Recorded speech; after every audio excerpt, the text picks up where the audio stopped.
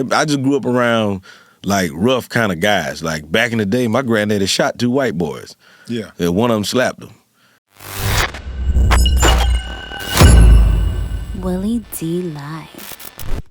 It's Willie D, y'all, back with another episode of information and instructions to help you navigate through this wild, crazy, beautiful world. In the studio, Shuler King. What's up, man? Mr. Frank Williams III. Yeah. And you know what? I had to do that in honor of your parents. Yes. Who raised you, in my opinion, very well. That's right. You have a very strong family foundation. I do, yeah. That is commendable, and it's something that should actually be, a natural order, right? But not all of us had the opportunity to grow up in a 2-parent household. I know I didn't. Yeah. And it makes the world of difference. Oh, yeah. It makes the world of difference. You grew up in a 2-parent household with not just 2 parents, but loving parents. Yeah. I mean, like we grew up in the hood, but so being as though we were in the hood, I was probably, our household might have been 3 houses that had fathers out of that whole, within a 3 or 4 block radius. You know what I'm saying? It was probably 3 because I remember, so I had a father in my house. Down the street, it was Mr. Smiley. That's all. I don't know what real name was, Mr. Smiley. Yeah. And then Mr. Sam down the street. That was it. And did you see like an obvious difference in with how you was raised and the other kids who had dads in the house versus the ones who didn't?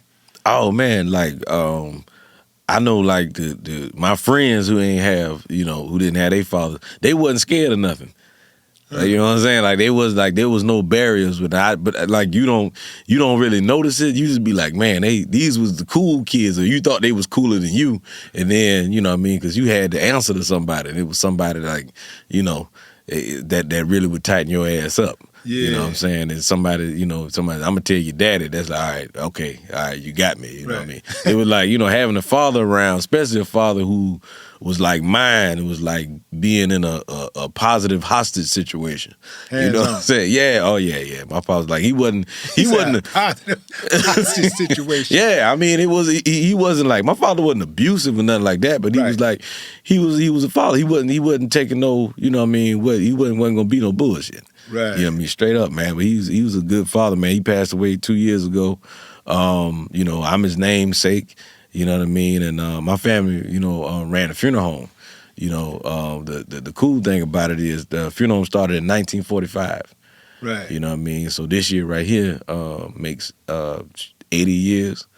You know what I mean? That the business been in existence, and my father put everything he had into that. So did my grandfather. My great-grandfather was the one that bought the land. You know what Beautiful. I mean? Yeah, so Beautiful, man. Yeah, so but they wasn't perfect people, man. Shoot, my father, you know what I mean, he wasn't no perfect man, and my grandfather, neither was he, man. Shit, my granddaddy, I just grew up around like rough kind of guys. Like back in the day, my granddaddy shot 2 white boys. Yeah. And one of them slapped him. You know what I mean? So he was known in South Carolina. Yeah, in South Carolina. You know what I mean? And what was the repercussions of that? For him slapping him, well, him and the sheriff was real good. So the sheriff came and took his gun and told the white boys, y'all ain't got no business on the black side of town. Right. You know what I mean? So that's the story. I knew my grandfather. What year was this? I do not know the year, but I wasn't no good year to shoot white people in South Carolina.